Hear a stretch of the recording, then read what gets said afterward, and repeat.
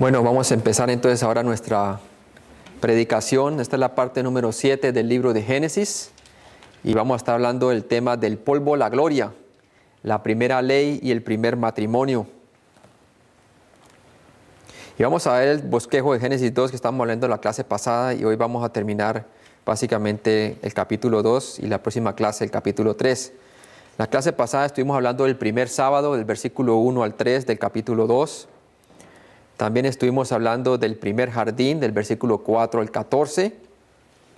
Y hoy vamos a tratar entonces la primera ley, del versículo 15 al 17. ¿Cuándo fue dada el primer mandamiento de Dios, ¿no? La primera ley? Y número 4, vamos a ver el primer matrimonio, vamos a ver algunas de las características del primer matrimonio, algunos de los roles del hombre y de la mujer dentro de la relación matrimonial.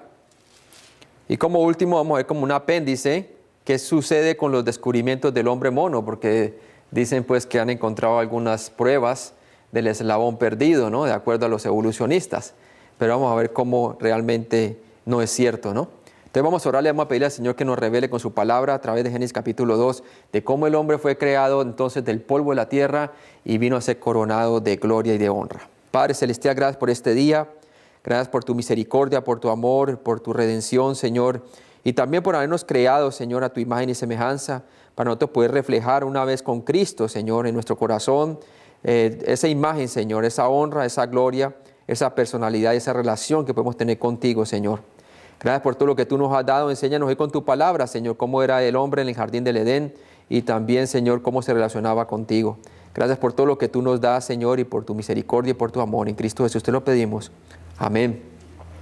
Entonces veamos qué significa el llevar la imagen de Dios como introducción, como tema de introducción, ¿no? ¿Qué significa el llevar la imagen de Dios?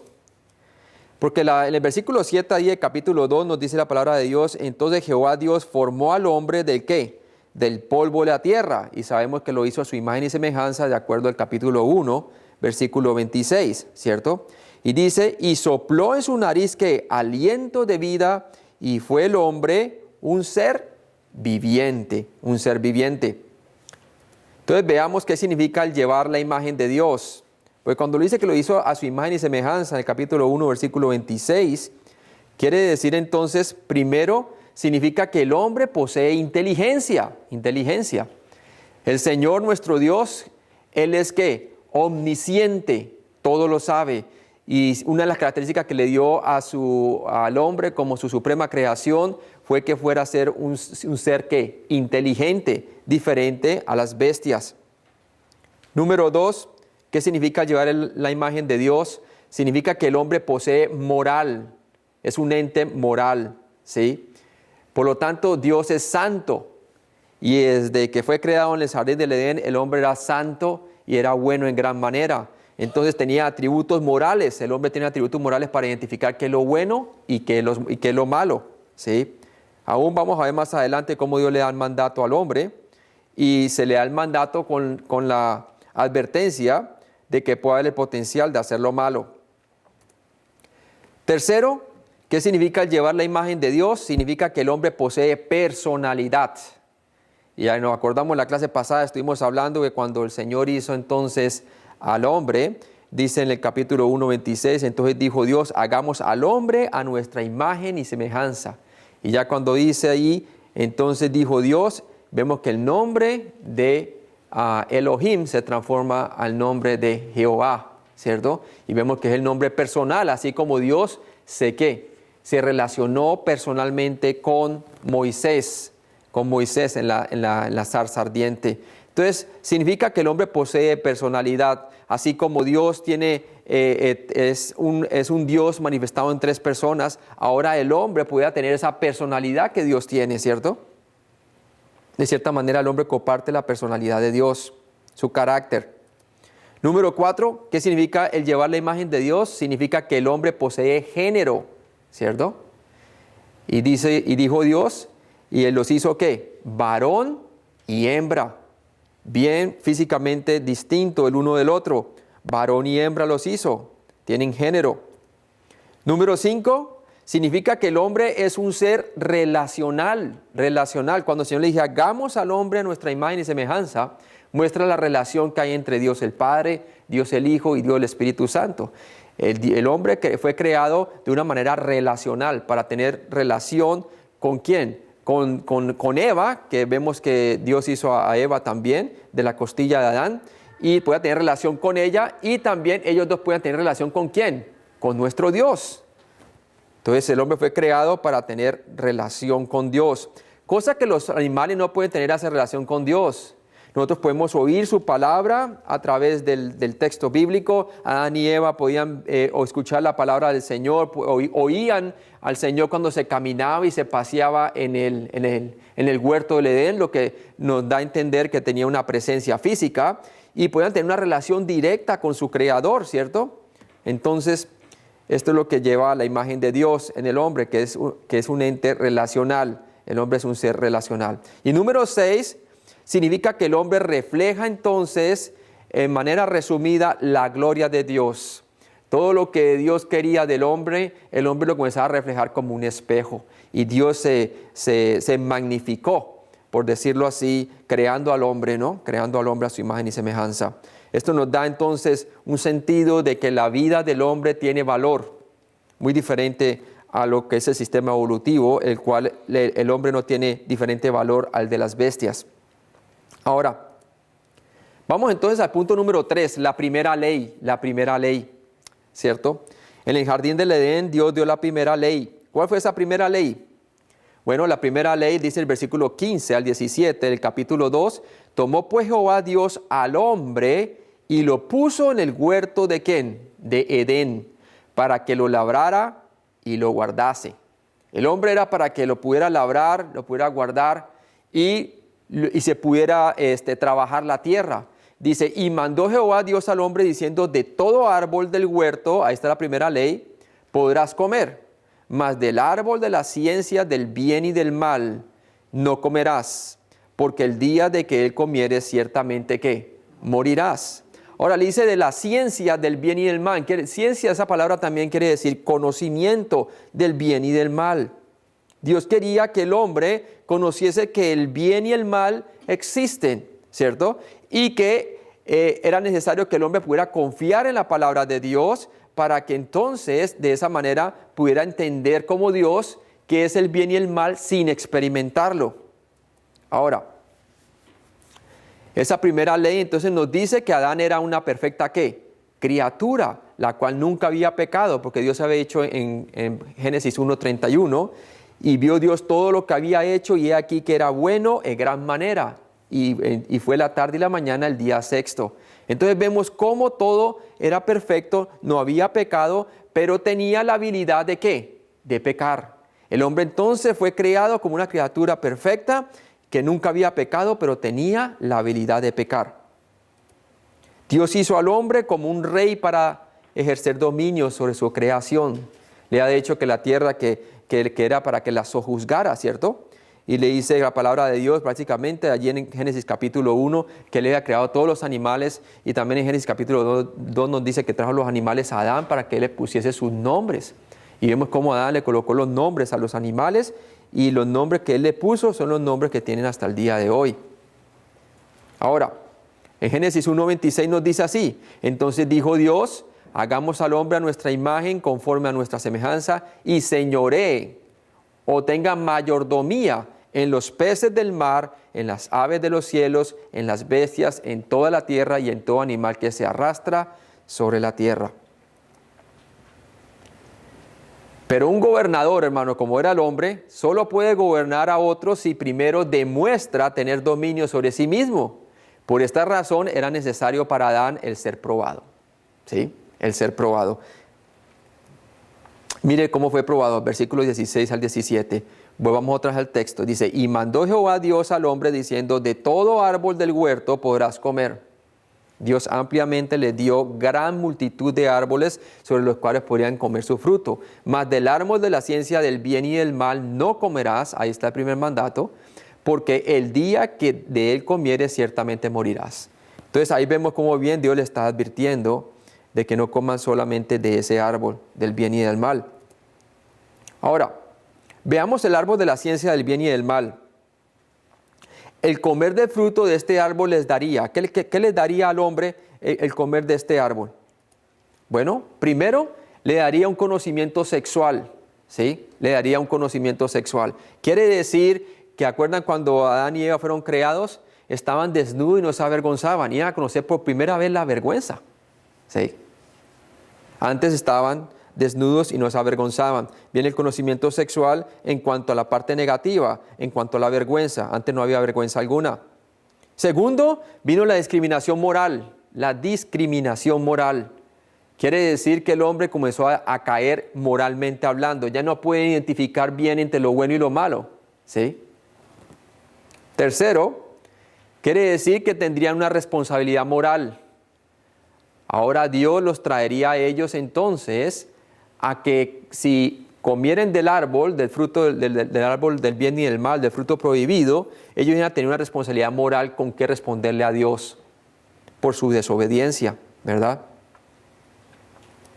Y cuarto, iban a tener una experiencia moral. Quiere decir, por primera vez, si comían de este fruto en desobediencia, ellos entonces iban a tener una conciencia desarrollada, ¿sí?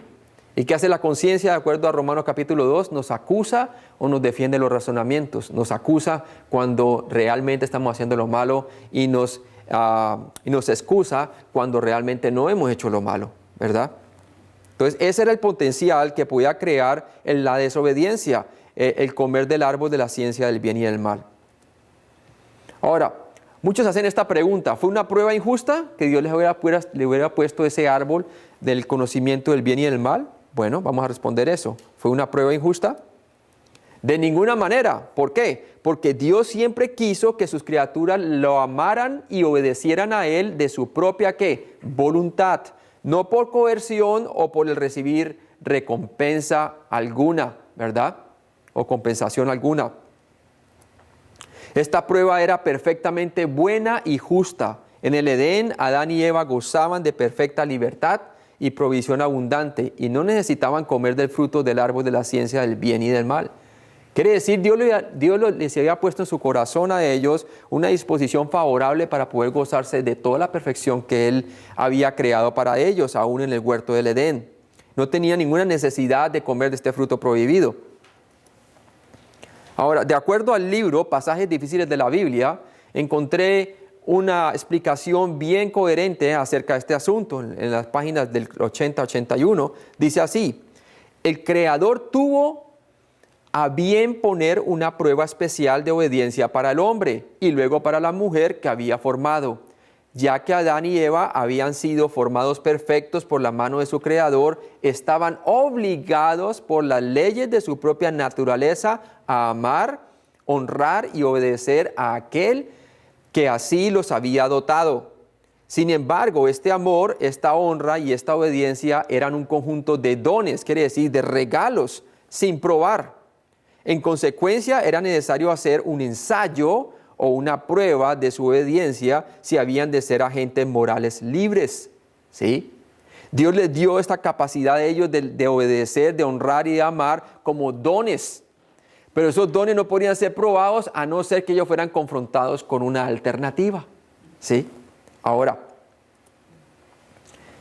veamos el primer matrimonio. El primer matrimonio. Y vamos a aprender aquí acerca del primer matrimonio porque el primer matrimonio lo vemos del versículo 18 al 25. Y dice allí en el capítulo 2: y dijo Jehová Dios, no es bueno que el hombre esté, ¿qué? Esté solo. Le haré ayuda idónea para él. Idónea quiere decir una persona igual a él, semejante a él, complementaria a él. Jehová Dios entonces, ¿qué? Formó pues de la tierra toda bestia del campo y toda ave del cielo y los trajo a Adán. O sea, antes de que formara realmente la ayuda idónea que iba a ser Eva, primero le trajo ¿qué? Los animales. Los animales de cierta manera le sirvieron a Adán. ¿Para qué? Para él. Pero vamos a ver más adelante que en los animales no se encontró ayuda idónea, no se encontró realmente esa igualdad que Dios esperaba de él. Dice, y los trajo a Adán para que viese cómo los había de llamar. Y todo lo que Adán llamó a los animales vivientes, ese es su nombre. Y puso Adán nombre a toda bestia, a ave de los cielos y a todo ganado del campo. Cuando dice que puso nombre, quiere decir que ejerció dominio sobre ellos. Y también, claro, le colocó sus nombres, pero esa palabra nombre quiere decir dominó sobre ellos. Dice, mas para Adán no se halló ayuda idónea para él. No se halló ayuda idónea para él. ¿Sí? Si Dios hubiera dejado a Adán de esta manera, él para poder poblar la tierra tenía que hacer una y otra vez un hombre y otro hombre y otro hombre y otro hombre.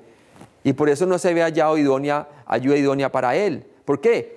Porque obviamente los animales no tenían la imagen y semejanza de Dios como él la tenía. Era necesario que Dios sacase a otra persona, ¿cierto? Que tuviera la misma imagen y semejanza que él tiene. ¿Para qué? Para que pueda compartir con él los atributos que estuvimos viendo al principio, ¿cierto? Que el hombre tiene personalidad y tiene capacidad de relacionarse, ¿cierto? Es un ente moral, y es una persona que puede relacionarse con Dios y puede relacionarse con el reino animal y puede relacionarse entre sí mismo, ¿cierto? Y tiene la capacidad de comunicarse, de razonar, pero los animales no tenían eso. Entonces, ¿qué hizo el Señor? Dice, y puso a Adán nombre a toda bestia y ave de los cielos y todo ganado del campo, mas para Adán no se halló ayuda idónea para él. Entonces Jehová, dice allí, Dios hizo caer en sueño profundo a Adán. La primera cirugía, como estuvimos viendo en las clases pasadas. Y mientras éste dormía, tomó una de sus costillas y cerró la carne en su lugar. Y de la costilla que Jehová Dios tomó del hombre, hizo una mujer y la trajo al hombre. La trajo del mismo DNA del hueso del hombre. ¿Sí? O sea que la hizo de la misma sustancia, de la misma consistencia. Ahora, la sacó de la costilla, ¿cierto? Y no la sacó de los pies, ni tampoco la sacó de la cabeza. No la sacó de los pies como para que el hombre domine sobre ella. Tampoco la sacó de la cabeza para que viceversa la mujer domine sobre el hombre, sino que la sacó de la parte muy cercana al corazón, que es la costilla, ¿cierto? ¿Por qué? Porque era como un ser íntimo para él, una ayuda idónea, perfecta para el hombre. Dijo entonces Adán, esto es ahora ¿qué? Hueso de mis huesos y carne de mi carne. Dios la trajo a él y él entonces le dijo, esta es ahora hueso de mis huesos y carne de mi carne. Y si usted pone a pensar, dice allí, y esta será llamada varona, porque el del varón fue tomada, así le colocó a Adán. Por tanto, dejará al hombre su padre y su madre y se unirá a su mujer y será una sola carne. Y estaban ambos desnudos, Adán y Eva, Adán y su mujer, y no se avergonzaban. ¿Sí? Es fascinante ver cómo el hombre fue creado primero, que Dios tenía un orden. El hombre fue creado primero porque él tiene cromosomas que X y Y. Él es el que porta la capacidad de generar ¿qué? Tanto hombres como mujeres, niños o niñas en la reproducción. La mujer solamente es XX. Ella solamente podría entonces generar solamente mujeres, ¿cierto? O niñas. Pero Dios tiene la capacidad de mostrarnos que primero era el hombre, tenía que hacerlo así, porque Él es el que decide entonces el reproducir, ¿cierto? Él tiene los dos cromosomas X y Y. Todo lo hizo perfecto el Señor. Ahora, importante que veamos también esta pregunta, una ayuda para el hombre, ¿cierto? Sí, la Biblia nos dice que es bueno tener ayuda. ¿Por qué? Porque Eclesiastés 4, del 9 al 12, dice, mejor son dos que uno, porque tienen mejor paga de su trabajo. Porque si cayeren, el uno levantará a su compañero, pero ay del solo, que cuando cayeren no habrá segundo que lo levante. También si dos durmieren juntos, se calentarán mutuamente, mas ¿cómo se calentará uno solo? Y si alguno prevaleciere contra uno, dos le resistirán, y cordón de 3 dobleces no se rompe pronto, ¿no? Entonces, qué bueno, gloria a Dios por el matrimonio, gloria a Dios por la mujer, ¿cierto? La palabra de Dios también dice que el que haya esposa, haya la felicidad, ¿no? Realmente haya buena cosa, dice la palabra de Dios, de que haya mujer. Entonces, el Señor lo puso así. Ahora, no quiere decir que todas las personas tienen que casarse, fueron creadas para casarse, ¿no? Dios dio dones. En el libro de Corintios nos dice Pablo que a algunos les dio el don de la continencia, o sea, no tienen necesidad realmente de casarse. Y las personas solteras que no tienen necesidad de casarse pueden vivir así, sin casarse por toda su vida. Se pueden controlar a sí mismos, no tienen tanta tentación como otras personas, tienen un don dado por Dios y esas personas se pueden dedicar completamente al ministerio, tienen una ventaja las personas solteras. Ahora, las personas casadas tienen la ventaja de que, obviamente, tienen la ayuda idónea y Pablo dijo que si una persona no tenía el don de la continencia, mejor era casarse que estarse quemando. Sí. El Señor lo dijo claramente. ¿Por qué? Porque Dios ha establecido esto para que haya un orden. Y hace bien también el que se casa, aunque dice la palabra de Dios, tendrá aflicciones de la carne. ¿Por qué? Porque va a tener que suplir por su esposa, velar por ella, como vamos a ver más adelante acerca de los roles dentro del matrimonio. Ahora, ¿cómo hizo Dios el primer matrimonio? Y esto es bien importante que lo veamos, cómo lo hizo el primer matrimonio. Primero los hizo como seres complementarios. Veamos lo que dice Génesis 2, del 18 al 20. Dice, y dijo Dios, no es bueno que el hombre esté solo, le daré ayuda idónea para él, un complemento. Como tomó Dios y formó pues de la tierra toda bestia del campo y toda ave de los cielos y las trajo a Adán para que viesen cómo la había de llamar, y todo lo que Adán llamó a los animales vivientes, ese es su nombre. Ahí vemos claramente cómo el Señor entonces estaba formando los animales y puso a Adán nombre a toda bestia y aves de los cielos y a todo ganado del campo, mas para Adán nos halló ayuda idónea. Y ahí cuando dice el versículo 21, entonces Jehová Dios hizo caer sueño profundo sobre Adán, y mientras éste dormía, tomó una de sus costillas y cerró la carne en su lugar. Y de la costilla que Dios hizo, tomó al hombre, hizo una mujer y la trajo al hombre. Entonces vemos cómo el Señor hizo la mujer, ¿para qué? Para ser un ser complementario para el hombre, complementario. No sustituto, pero complementario. Ahora, es importante ver la diferencia entonces entre la creación animal, que trajo de cierta manera alguna ayuda para el hombre, pero no fue una ayuda total o idónea o igual, solamente fue la mujer. Veamos lo que dice Efesios 5, del 28 al 29, por favor. Efesios 5. En el libro de Efesios, el apóstol Pablo nos habla entonces de cómo hizo el primer matrimonio. Allí en el libro de Efesios capítulo 5, del 28 al 29. Dice, así también los maridos deben de ¿qué? De amar a sus mujeres como a sus mismos cuerpos. Y dice allí, y el que ama a su mujer a sí mismo se ama, porque nadie aborreció jamás su propia carne, sino que la sustenta y la cuida, como también Cristo, ¿a quién? A la iglesia. Entonces usted ve que mutuamente es complementario. Ahora, ¿cómo hizo Dios el primer matrimonio? No solamente los hizo como seres complementarios, también lo hizo sexualmente distintos. ¿Sí? En el versículo 27 y 28 de Génesis, capítulo 1, nos lo dice así. Y creó Dios al hombre a su imagen, a imagen de Dios lo creó, varón y hembra los ¿qué? Los creó. Y los bendijo y les dijo, fructificar y multiplicados, llenar la tierra y sojuzgarla, y señorear en los peces del mar, las aves de los cielos y en todas las aves que se mueven sobre la tierra. Entonces los creó sexualmente distintos. Y obviamente Levítico 20:13 nos dice que el Señor está en contra del homosexualismo, en contra de las acciones que están en contra de la naturaleza, como Romanos 1, del 26 al 27. También nos dice que el hombre, dejando el uso natural de la mujer, se encendieron hombres con hombres, recibiendo la debida retribución por su extravío, ¿sí? Y también las mujeres. Hebreos 13:4 también nos dice la santidad del matrimonio. Nos dice que sea santo el matrimonio en todos nosotros, ¿cierto? Y el lecho sin mancilla, porque a los fornicarios Dios que juzgará. Ahora, ¿cómo hizo Dios el primer matrimonio? No solamente los hizo como seres complementarios, sexualmente distintos, sino que debido a que son sexualmente distintos, tanto física como intelectualmente en cuanto a características, tienen roles diferentes. Hay roles que solamente el hombre debe desempeñar y fueron creados para que él los pueda desempeñar por Dios. Y también hay roles diferentes que el hombre no puede desempeñar, pero que únicamente la mujer lo puede hacer. Efesios 5, del 22 al 33, nos hace una lista realmente de las funciones de cada uno dentro del matrimonio. Y si vemos allí en Efesios capítulo 5, del 22 al 23, miren lo que dice la palabra de Dios. Dice, en Efesios capítulo 5, del 22 al 33. Sí, dice, las casadas estén que sujetas a sus propios maridos como al Señor, porque el marido es cabeza de la mujer, así como Cristo es cabeza de la iglesia, la cual es su cuerpo y Él es su Salvador. Así como la iglesia está sujeta a Cristo, así también las casadas lo estén a sus maridos en todo.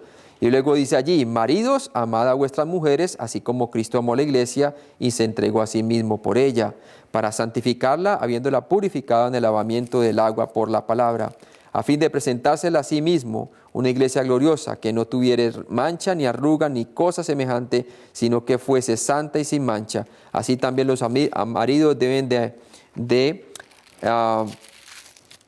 amar a sus mujeres como a sus propios cuerpos, a sus mismos cuerpos. El que ama a su mujer, a sí mismo se ama. Y miren lo que dice el 29, porque nadie aborreció jamás su propia carne, sino que la sustenta y la cuida, como también Cristo a la iglesia, porque somos miembros de su cuerpo y de su carne y de sus huesos.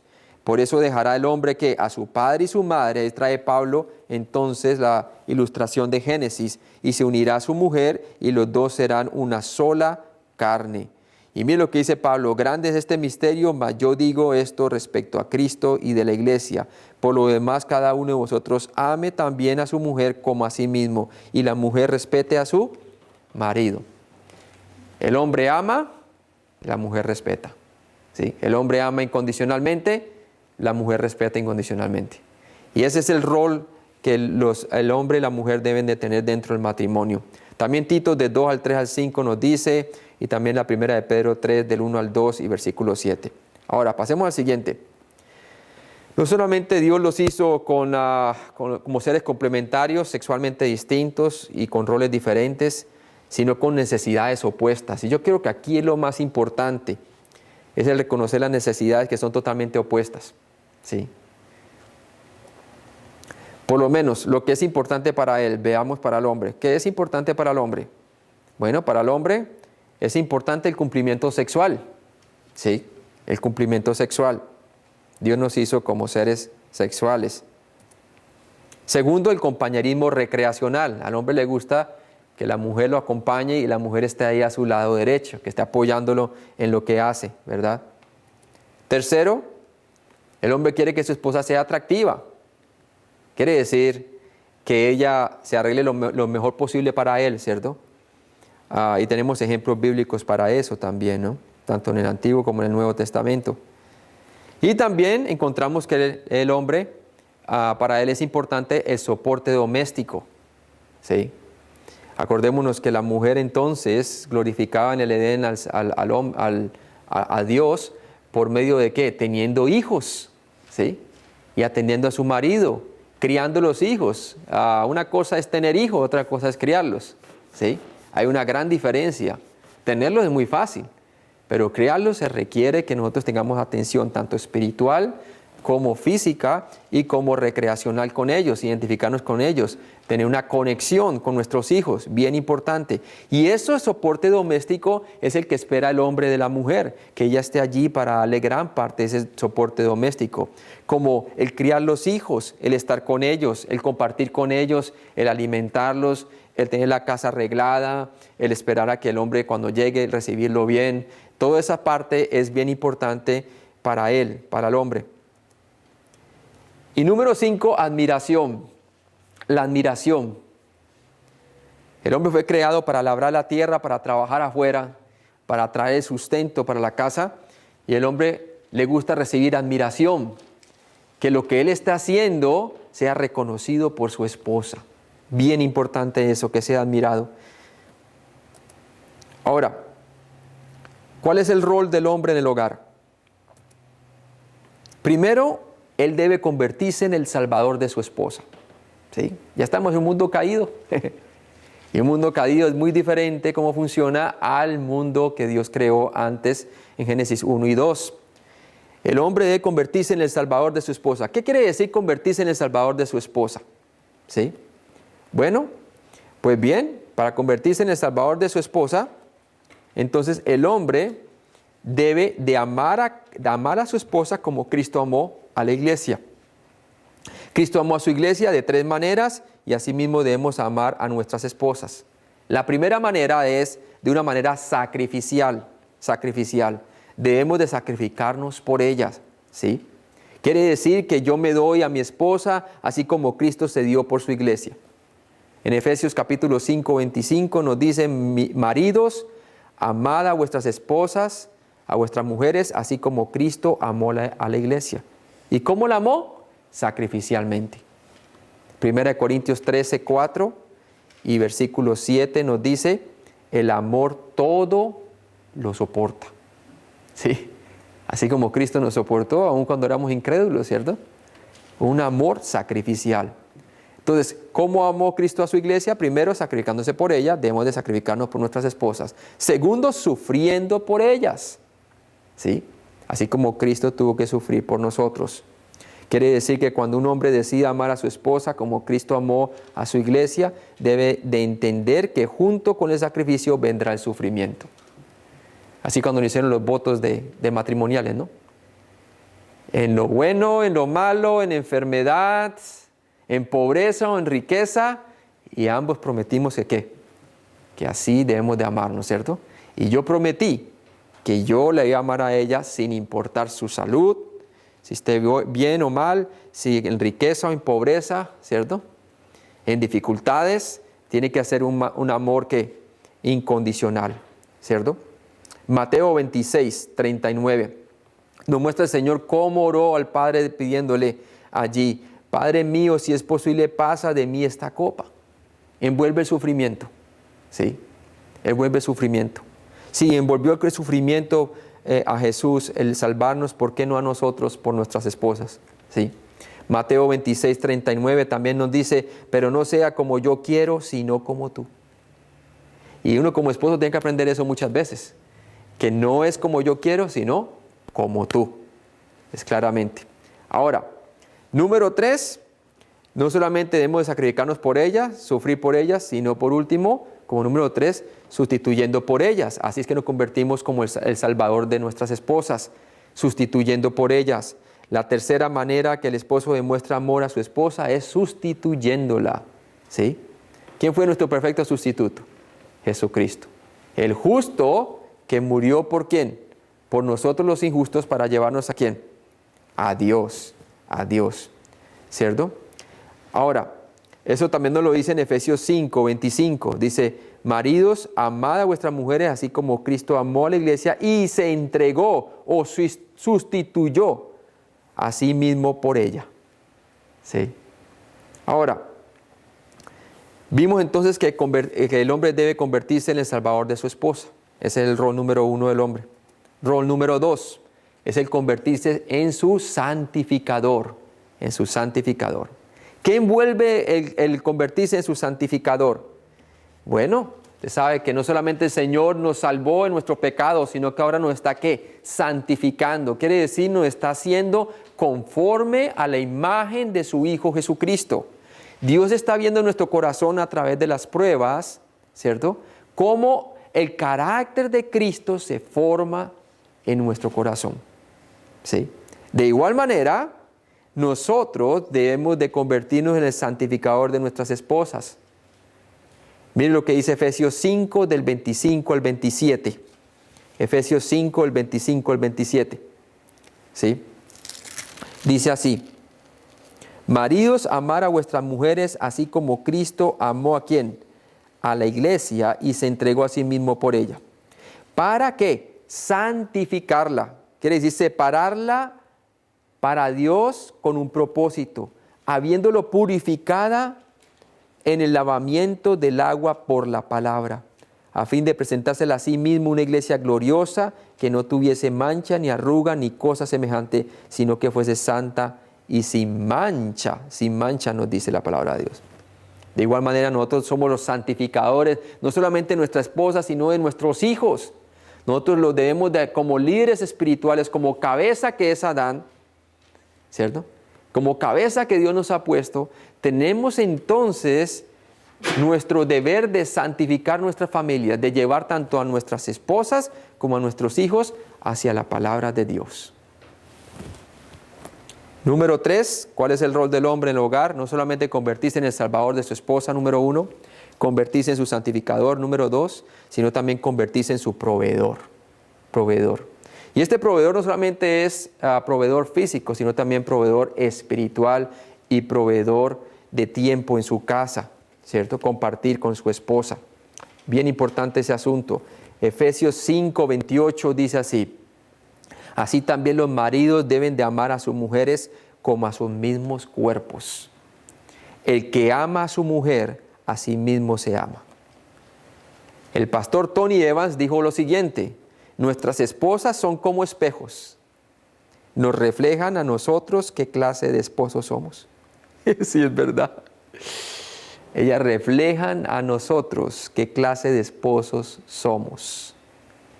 Así como Jesús refleja en nuestro corazón qué clase de Salvador es, que Él es misericordioso, que Él es amoroso, que Él es paciente, que Él es sufriente, que Él es perdonador, ¿cierto? De igual manera, nuestras mujeres deben de reflejar, deben de emanar esa gracia al ver nuestras vidas, que somos con ellas de igual manera que perdonadores, amorosos, sufrientes, amadores, y que la gracia de Dios se vea en nosotros en gran misericordia, ¿cierto? Entonces, esta es la manera como nosotros nos convertimos en el proveedor de nuestras esposas. Físicamente también debemos de proveerle. Adán fue creado ¿para qué? Para cultivar la tierra, para dominar sobre ella, para proveer alimento a su casa, ¿sí? Es más, la estructura ósea del hombre y su estructura física es más de más fortaleza. ¿Por qué? Porque fue diseñada para el trabajo duro afuera, ¿sí? Entonces, por eso el hombre debe proveer físicamente. Ahora, la mujer, si usted la ve, ella tiene caderas, porque fue creada también ¿para qué? Para criar los hijos. Una mujer cargando los hijos puede durar mucho más tiempo que un hombre, porque la tiene las caderas donde apoyar. El hombre no puede, ¿sí? También la mujer fue creada con su sistema para darle pecho a los niños. El hombre no puede. Entonces, hay ciertas cosas que la mujer puede hacer que el hombre no puede hacer. Y por eso Dios hizo todo que fuese su ayuda idónea. Ahora, pasemos ahora a lo que es importante para ella. Para las mujeres, para las esposas. Lo que es importante para ella. Primero, afecto. Afecto. Mire que lo que es importante para ella es lo que es importante para nosotros como hombres con Cristo. ¿Qué esperamos nosotros? Afecto del Señor, ¿cierto? Lo mismo las mujeres esperan afecto de su marido. Acordémonos que el hombre toma el lugar de Cristo y la mujer toma el lugar de la iglesia. Afecto, número 1. 2, conversación. Conversación. A la mujer le gusta interactuar, conversar. Y nosotros debemos de interactuar y conectar con ellas por medio de la conversación. Mientras el hombre entra en intimidad más en la sexualidad, la mujer entra más en la intimidad, en la conversación y en el afecto. Tercero, honestidad. Eso es bien importante para la mujer, honestidad. La honestidad es lo que califica a un hombre como esposo íntegro. La honestidad espera de nosotros que seamos hombres de honestidad, tanto con Dios como con nuestros semejantes, tanto con ellas y nuestros hijos. Y cuarto, espera de nosotros soporte financiero, ¿sí? Y este es un punto bien importante porque hoy en día básicamente yo he visto cosas hasta el contrario, que el hombre se queda en la casa y la mujer es la que provee afuera, y eso está supremamente mal. Los roles totalmente tergiversados. Ya ahora la mujer quiere usurpar la autoridad del varón y quiere ser cabeza, ¿sí? Y resulta que eso no marcha bien de esa manera.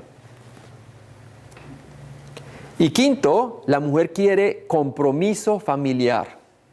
Quiere decir que el hombre pase tiempo con su familia.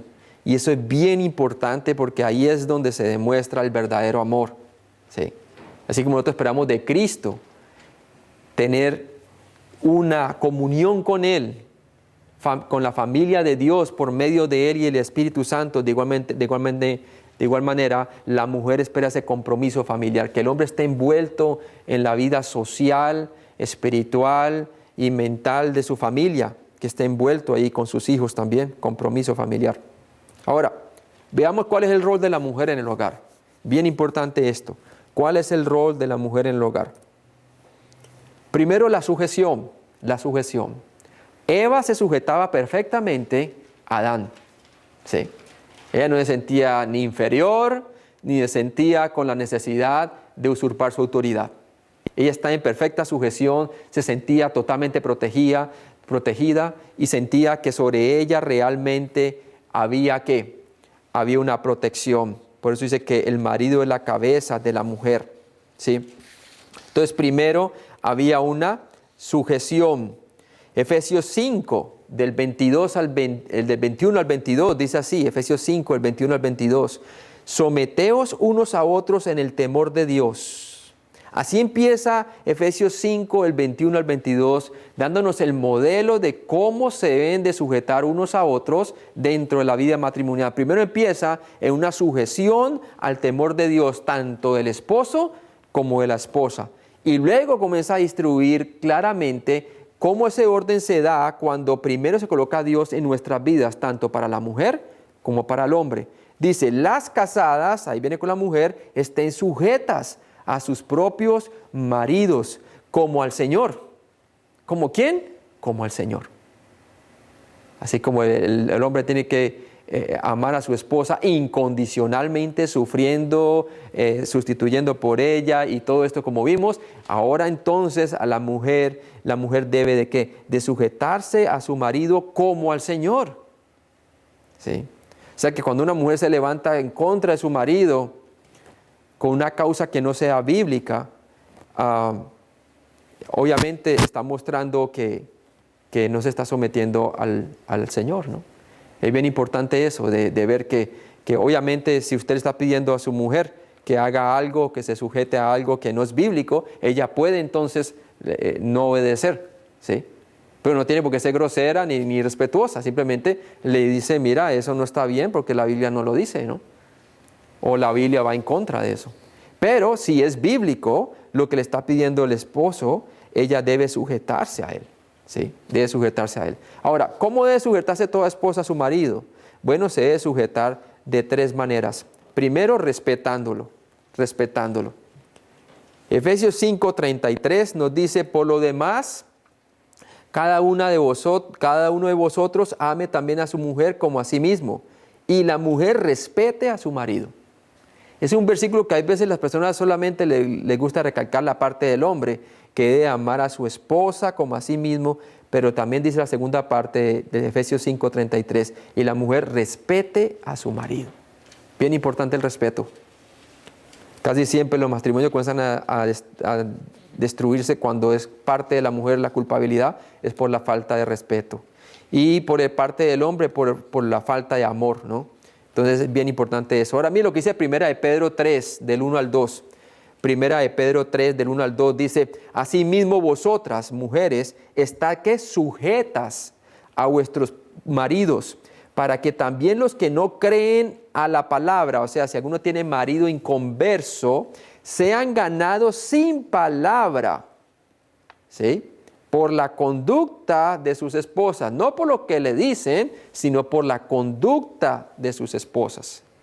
Así como la iglesia puede demostrar su fe, debe demostrar su fe por medio de las obras, de igual manera la mujer se gana a su esposo incrédulo por medio de su conducta, considerando vuestra conducta casta y respetuosa. Así es que debe de ser.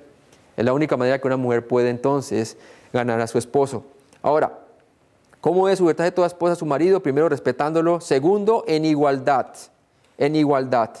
1 Corintios 11:11. Miren lo que dice la palabra de Dios. Pero en el Señor, ni el varón es sin la mujer, ni la mujer sin el varón. ¿Sí? Porque en el momento que comienzan a haber conflictos en el matrimonio, la tentación de cada uno es abandonar al otro. ¿Sí? Pero ¿qué dice la palabra de Dios allí? Dice allí claramente, pero en el Señor ni el varón es sin la mujer, ni la mujer sin el varón. ¿Sí? Tanto la mujer provino del varón porque Dios la sacó de la costilla de Adán, como también el varón proviene de la mujer porque nació de la mujer. O sea que el uno fueron dados por el otro, el uno fue creado para el otro. de una manera que, de una manera coherente, de una manera para que sean uno. Por eso el Señor dice que lo que Dios unió no lo separe que el hombre. ¿Cómo debe sujetarse la mujer al marido? Primero, respetándolo. Segundo, en igualdad. Tercero, en su posición de liderazgo. Él es el líder y cabeza del hogar. Primera de Corintios 11:3 dice: pero quiero que sepáis que Cristo es la cabeza de todo varón, y el varón es la cabeza de la mujer, y Dios la cabeza de Cristo. ¿Sí? ¿Cuál es la labor de la cabeza? Es dirigir, ¿cierto? Y dar guía. ¿Y cuál es el trabajo del cuerpo? Es seguir la dirección de la cabeza. Dios nunca endorsa la rebelión. Y vamos a ver más tarde en el capítulo 3 cómo entonces Satanás busca la rebelión. ¿Y cómo? En lugar de tentar a Adán, que es la cabeza, tenta a Eva para que se produzca la usurpación de la autoridad, ¿no? Y por ahí comienza el primer conflicto familiar. Entonces, ¿cuál es el rol de la mujer en el hogar? Vimos número 1, la sujeción. Ahora veamos número 2, la complacencia. La complacencia. Bien importante la complacencia. ¿Sí? Proverbios 31:10 nos dice que la mujer virtuosa, ¿quién la hallará? Porque su estima sobrepasa largamente a la de las piedras preciosas. ¿Sí? Cuando la mujer es preciosa delante del hombre, es porque ella complace a su marido. Cuando un marido está satisfecho con su mujer, es porque ella le devuelve recíprocamente, así como él la ama incondicionalmente, ella entonces le complace a él incondicionalmente, ¿cierto? Entonces hay una preciosidad en la mujer virtuosa. Miren, primera de Pedro 3, del 3 al 4, y nos habla del atavío, ¿no? Del atavío.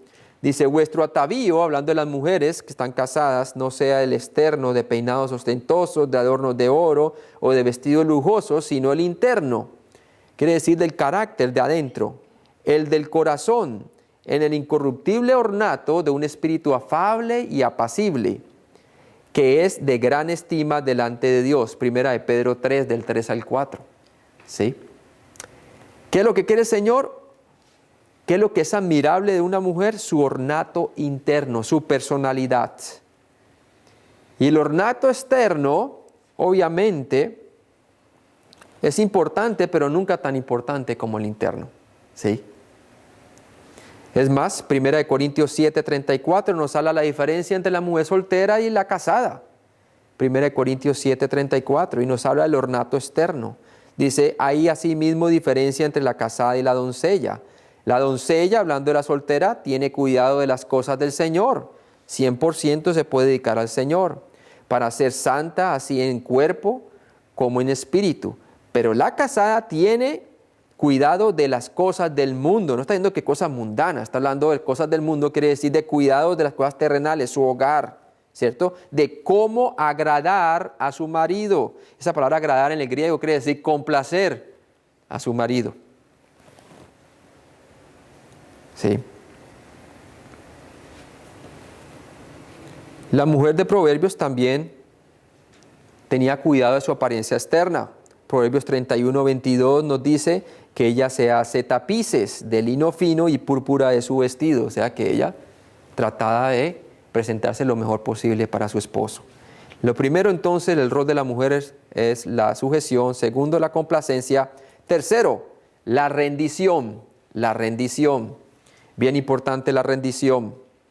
Y eso lo podemos ver en la primera de Pedro, capítulo 3, del 5 al 6. Primera de Pedro 3, del 5 al 6. Y nos dice: porque así también se ataviaban en otro tiempo aquellas santas mujeres que esperaban en Dios, hablando de las mujeres patriarcas, estando sujetas a sus maridos, como Sara obedecía a Abraham, llamándole Señor, de la cual vosotras habéis venido a ser hijas, si hacéis el bien sin temer ninguna amenaza.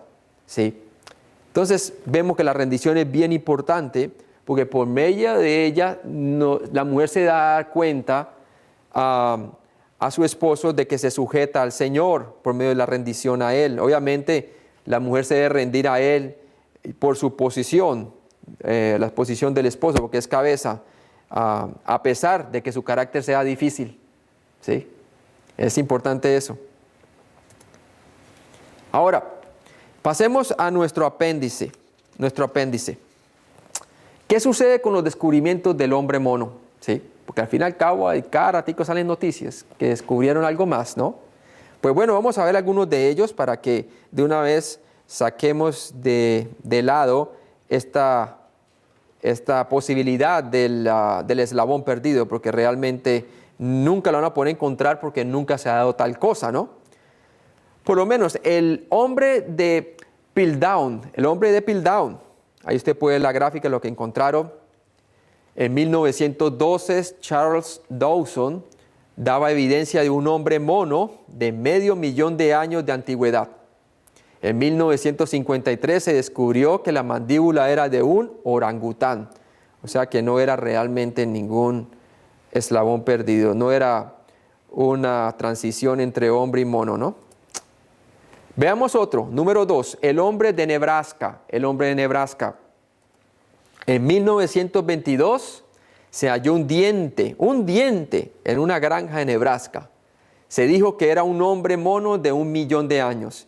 Después se halló un diente similar al primero, unido a una calavera que en realidad pertenecía a una especie rara de cerdos. O sea que realmente no tenía que ver nada ni con humanos ni con chimpancés. Ahora veamos el punto número 3. El hombre de Pekín. Ahí usted puede ver la gráfica, cómo se encontró el cráneo. La evidencia desapareció desde 1941. Existen graves problemas para creer que el hombre de Pekín era un hombre mono, porque murió como consecuencia de un golpe efectuado con un objeto cortante, lo cual es una causa de muerte sumamente improbable para un prehumano. Se concluyó que se trataba de un gibón o especie de orangután. ¿Sí?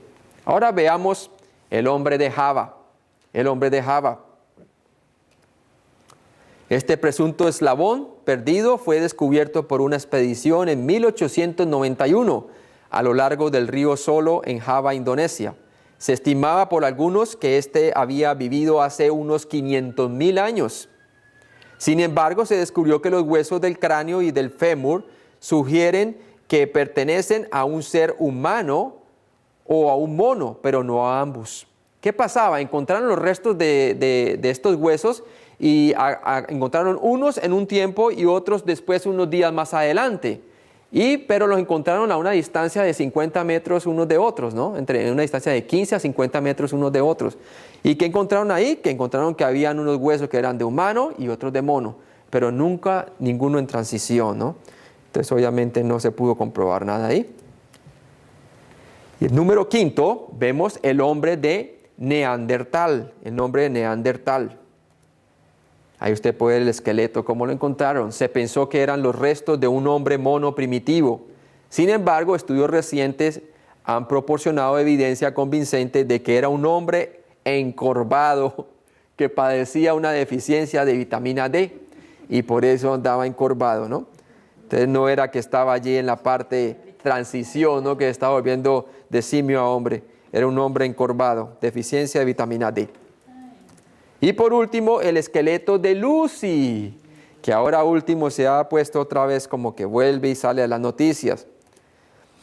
Este descubrimiento fue hecho por el estadounidense Donald Johanson en 1974 en Etiopía. Reclaman que tiene 3.2 millones de años de antigüedad. Ahora, sus brazos son largos, ustedes pueden ver, los brazos son larguísimos. Sus manos y la pelvis comprueban que los huesos de Lucy, especialmente los de la cadera, son muy diferentes a los de una señorita. Más bien son los de un chimpancé, ¿sí? O sea que ese eslabón perdido no lo hay, ¿sí? Ahora, hagamos nuestra reflexión. Ya acabando el libro de Génesis, aquí el capítulo número 2. Dios lleva al salmista y lo lleva a que haga una reflexión grande, ¿no? ¿Y qué dice él? Dice así el salmista David: cuando veo tus cielos, obra de tus dedos, la luna y las estrellas que tú formaste, digo, ¿qué es el hombre para que tengas de él memoria, y el hijo del hombre para que le visites? Le has hecho poco menor que los ángeles, hablando de la creación, Génesis capítulo 1 y 2. Y lo coronaste ¿de qué? De gloria y de honra. Le hiciste señorear sobre las obras de tus manos. Todo lo pusiste debajo de sus pies, ovejas y bueyes, todo ello. Y asimismo las bestias del campo, las aves de los cielos y los peces del mar. Todo cuanto pasa por los senderos del mar, quiere decir por las corrientes del mar. Oh Jehová, Señor Dios, cuán grande es tu nombre en toda la tierra. ¿Sí? Y me gusta esa parte cuando dice, ¿qué es el hombre para que tengas de él memoria? Y el hijo del hombre para que le visites. Hablando del Mesías, ¿no? ¿Quién es el hijo del hombre para que lo visite? ¿Sí? Y así fue, Dios nos visitó. ¿Por qué? Porque usted y yo tenemos valor para él. Fuimos creados a su imagen y semejanza, entregó su vida en la cruz para restaurar en nosotros esa imagen y semejanza que el hombre ha perdido por causa del pecado. Toda persona que pone su fe en Cristo, en su muerte y resurrección por sus pecados, tiene la vida eterna y tiene la esperanza de poder ser salvo y poder ser restaurado su gloria y su honra, como fue en el jardín del Edén. Vamos a orar y vamos a pedirle al Señor que nos bendiga entonces esta última sección que acabamos de ver. Padre Celestial, gracias por este día. Gracias porque tú eres un Dios glorioso, misericordioso. Gracias porque tu obra fue perfecta, Señor. Tú entonces, Señor, hiciste todo bueno en gran manera, Señor. Y Padre, vemos cómo claramente tú has puesto roles dentro del matrimonio, tanto para el hombre como para la mujer, Señor. Para que por medio del fundamento del Génesis nosotros podamos ver cuáles eran esos roles y cómo funcionaban perfectamente antes de la caída, Señor. Te pido, Padre, por los matrimonios que están en conflicto, por los matrimonios que están en desacuerdo, por aquellos matrimonios que están en yugo desigual, creyente e incrédulo, Señor, que tú les pongas como por medio de tu palabra, Señor, esa confianza, Señor, de saber de que solamente en ti como fundamento todo matrimonio puede salir adelante, Señor. Yo te pido por aquellas cónyuges que son inconversos, Señor, y por aquellos que son creyentes, Señor. Yo te pido por ellos, para que obren conforme a tu voluntad, Señor, en lo prescrito en tu palabra, Señor, para que así la mujer que está casada con un incrédulo pueda ganar a su marido para Cristo por medio de su conducta, y el marido que tiene a su esposa, que es incrédula, pueda ganar a su esposa por medio de su amor incondicional, Padre. Bendice los matrimonios. Gracias por todo lo que tú nos das. En Cristo Jesús te lo pedimos. Amén. Pasar ahora a nuestra sección de preguntas. Preguntas, ¿sí? Importante las preguntas. ¿Quién quiere hacer la primera pregunta? Preguntas acerca del tema de hoy.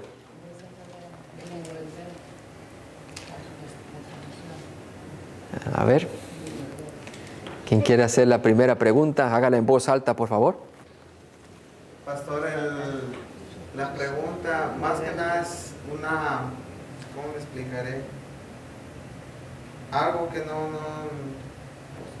digo, el Señor creó el árbol del conocimiento y le dijo a Adán que no comieran de él. La primera ley, ¿verdad? Sí. ¿Por qué el Señor, sabiendo que el ser humano iba a caer, lo plantó a él? Porque era la única manera, como lo vimos, ¿no? Porque era la única manera en donde Dios podría manifestar que el hombre fuese un ente que por su libre albedrío pudiera amarle a Él sin ninguna coerción o sin ninguna recompensa, sin recibir ninguna recompensa. O sea, era la única manera de que el hombre se pudiera manifestar como un ente voluntario, ¿no? La única manera de mostrar que el hombre realmente podía responder a Dios de su propia voluntad era si fuese entonces, si fuese puesto a prueba por medio de una alternativa, ¿no? Y entonces por eso Dios lo puso así. No había otra manera de que el don que Dios había puesto en su corazón de amar, de servirle, de ser gobernador sobre la tierra y todo esto, para que ese don se pudiera llevar realmente a su a su imagen y semejanza, quiere decir a su libre albedrío en el hombre, era a través de ser confrontado entonces con la alternativa, ¿no? Si no tuviera la alternativa, ese don nunca se pudo haber ejercitado. Ahora, la Biblia nos habla claramente de que sí, el hombre alcanzó a ejercitar ese don por gran tiempo. No sabemos por cuánto tiempo, pudo haber sido semanas, pudo haber sido años o décadas antes de que el hombre cayese en pecado. Como lo habíamos visto en las clases pasadas, vimos que el hombre gobernaba sobre la tierra, todo lo había sujetado, como dice el salmista en el Salmo 8, bajo sus pies. O sea que el hombre pudo gozarse de vivir ese don que Dios le había dado por gran tiempo. Pero ya fue después, como vamos a ver en la próxima clase, que viene el tentador y entonces el hombre cae, ¿no? Sí. Porque ahorita lo que yo veo ahora es desde que el principio el Señor es justo, ¿verdad? Sí. Y nos da el libre albedrío para Sí. escoger si amarlo, honrarlo, respetarlo, glorificarlo. Ahora en este tiempo es lo mismo. Ahora ok, eso es lo que vamos a ver en la próxima clase, porque es bueno entender de que el hombre, antes de la caída, el hombre tenía libre albedrío, ¿cierto? Tenía libertad de escogencia. No tenía coerción de Dios para obedecer, pero tampoco era recompensado si obedecía. Todo era simplemente que activara su amor. Tenía una disposición favorable para poder responder al Señor, reflejando su gloria y su honra. Pero una vez cae en el pecado, vamos a ver más adelante, una vez cae en pecado, el hombre pierde dicha libertad, dicho albedrío, ¿sí? Y ahora el hombre se hace esclavo del pecado, porque Jesús dijo, el que hace pecado, esclavo del pecado es, ¿no? Entonces ya no es lo mismo. El hombre tiene ciertas libertades ahora en su naturaleza caída para tomar decisiones, pero en cuanto a agradar a Dios, no tiene ninguna, porque su naturaleza ya es naturaleza pecaminosa, a no ser que reciba a Cristo. Ya cuando reciba a Cristo como Salvador, tiene nuevamente la libertad de escoger para agradar a Dios o no, como la tenía Adán y Eva antes de caer en el pecado. La única diferencia que tenemos nosotros con Adán y Eva es que Adán y Eva no tenían naturaleza pecaminosa antes de caer, nosotros sí. O sea que nosotros tenemos la tendencia, pero una vez el Señor nos da el poder para ser salvos, tenemos el poder de la decisión nuevamente para agradarle a Él, ¿sí? Debido a que nuestra naturaleza ya ha sido transformada y podemos vivir entonces lo que somos, hijos de Dios, y podemos agradarle a Él. Buena pregunta. Otra pregunta. Pastor, usted dijo antes ahí al principio de la clase, dice que Adán y Eva fueron creados perfectos, ¿no? Pero tenían como, estaban como predispuestos o había la posibilidad de que ellos pecaran. ¿Es eso? ¿Es mi pregunta correcta? Sí, o sea, una vez el Señor les puso la primera ley, ellos tenían la alternativa de la desobediencia, ¿sí? Pero el hecho de que tuvieran la advertencia de qué pasaba si comían del árbol de la ciencia del bien y el mal, no quiere decir que habían pecado. Dios lo que quería del hombre inicialmente es que fuera como Él, que sepan que la existencia del mal está a la mano, pero que el hombre puede saber qué es el mal sin experimentarlo, ¿sí? Dios sabe qué es el mal y la maldad sin experimentarlo, y Él quería que el hombre fuese así, por eso se lo advirtió de antemano.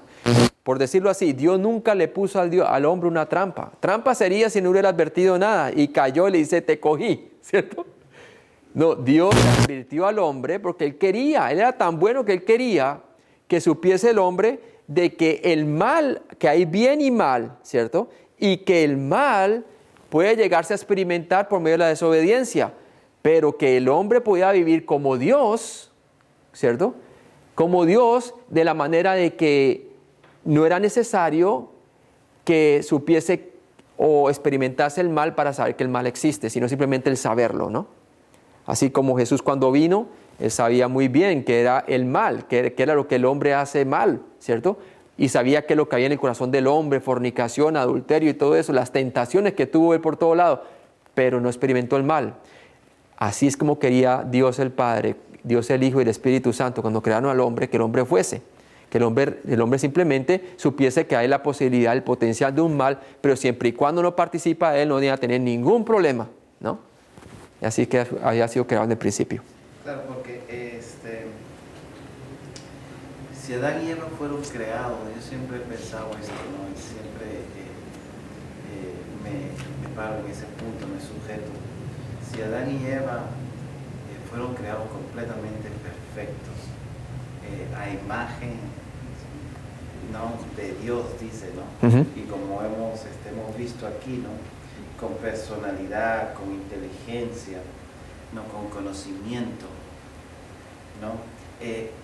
Para que ellos desobedecieran, o sea, estaban yendo contra su propia naturaleza para lo cual fueron creados. Exacto, para que ellos cayesen y pecasen, tuvieron que ir en contra de su propia naturaleza para la cual ellos fueron creados. Exactamente, eso es correcto. Eso es correcto. Ahora, lo que sí pudimos comprobar es que sí vivieron un gran tiempo viviendo esa naturaleza sin desobedecer, sin caer. Pero después vino Satanás y vino a traerle memoria, ¿no?, con que Dios ha dicho. Lo que sugiere que ya haya pasado un tiempo entre el día que Dios le advirtió a que ¿qué? A cuando Satanás entra. Con que Dios ha dicho, ya ha pasado un tiempo. Y como vimos, Satanás siempre quiere cambiar dos cosas en la humanidad. Quiere cambiar la historia, los tiempos y la ley, ¿no? Como lo dice Daniel capítulo 7. Entonces, lo mismo quiere hacer en el día de hoy. Quiere cambiarnos la historia de que no hay un Dios, que no hay nadie que nos va a llamar a cuentas, no hay consecuencias por nuestro pecado, cada uno viva como quiera. No ha cambiado su misma amenaza, ¿no? Y eso es lo que vamos a ver en la próxima clase, la caída del Edén, ¿no? Y es bien interesante ese tema. ¿Alguna otra pregunta? Bueno, yo pienso que quizá en el mismo plan de Dios estaba considerada esa caída, o sea, no fue algo que a Dios le cogió por sorpresa.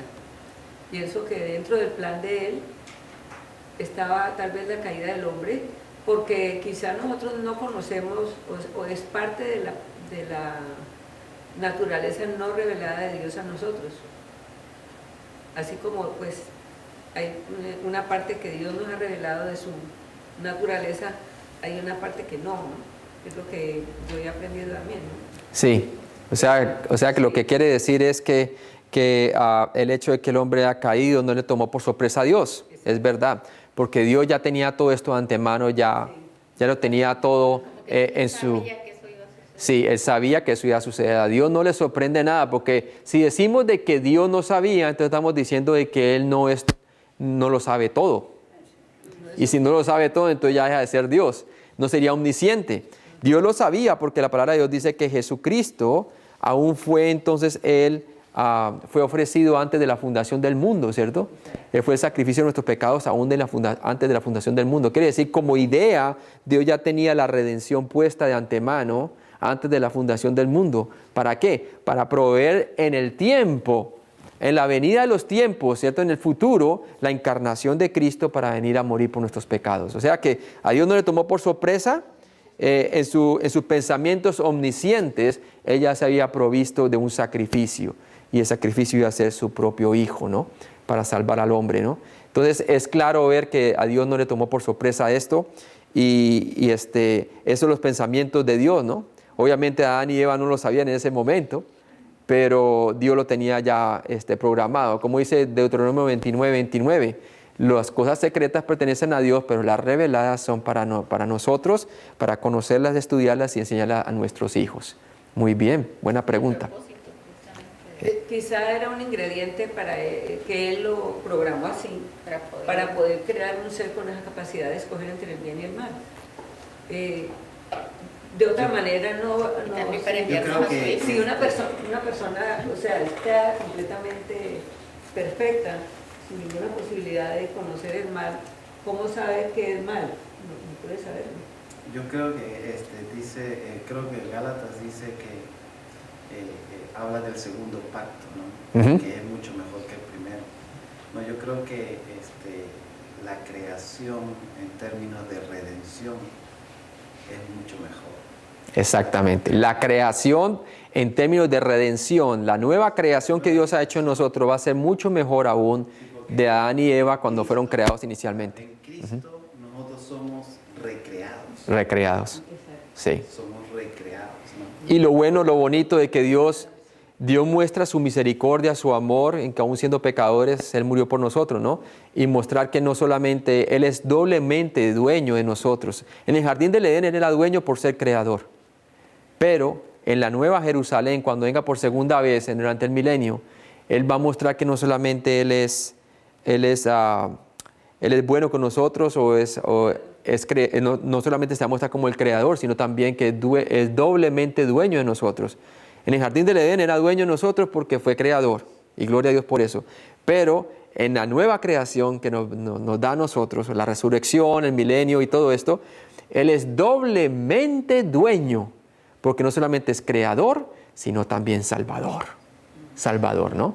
Entonces, eso es lo bonito del Señor, por eso la nueva creación es aún superior a la primera creación. El punto aquí, lo más grande de todo, bueno, hubiéramos sido creados y perfectos y todo el mundo adorando, ¿no? Sí. Pero lo más hermoso de todo esto es que fuimos redimidos por la sangre de Dios, ¿no? Por su propia sangre. Por su propia sangre, imagínense. Si Adán y Eva adoraban a Dios por ser creador por un buen tiempo, ¿cuánto más nosotros, no solamente por ser creador, sino por ser nuestro Salvador? Si la adoración es aún superior, claro, porque la gloria del Señor va a ser tremendo, ¿no? Tremenda adoración que vamos a tener allá. Para mí todo ese plan de la caída del hombre, todo esto, para mí denota como los pasos que Dios tenía previstos para crear un hombre a su imagen y semejanza. Realmente yo creo que cuando habló de su imagen y semejanza se refería ya cuando ya el hombre está completo, con la caída y con la resurrección de entre los muertos, por la salvación. Ya ese hombre es el que va finalmente a ser igual a Cristo, como dice él, como su hijo, porque dice que realmente nosotros vamos a ser como Cristo, pues. Sí, de cierta manera nosotros venimos entonces a reflejar plenamente la imagen y semejanza del Hijo de Dios cuando suframos la resurrección. Nuestra salvación será completada, ¿no? Quiere decir que este cuerpo se viste de incorrupción y entonces veremos a Él cara a cara y conoceremos cómo fuimos conocidos. ¿Alguna otra pregunta? Sí, un comentario. Un comentario, el último. Sí, es que si Dios así es glorioso, ¿no? Sí. Es glorioso en su creación, con todas las cosas que Él ha creado, ¿no? Imagínese cuán glorioso se puede ver Él cuando ha ofrecido su sangre para redención de su propia creación. Amén. Él se ve doblemente glorioso en eso. Sí, Dios se ve doblemente glorioso porque Él entonces ofreció su propia sangre para redimirnos a nosotros. Es muy bueno eso, hermano. Dice que los ángeles no más observan esta redención y le dan gloria al Señor porque ven semejante cosa que Dios está haciendo, el plan magnífico de Dios.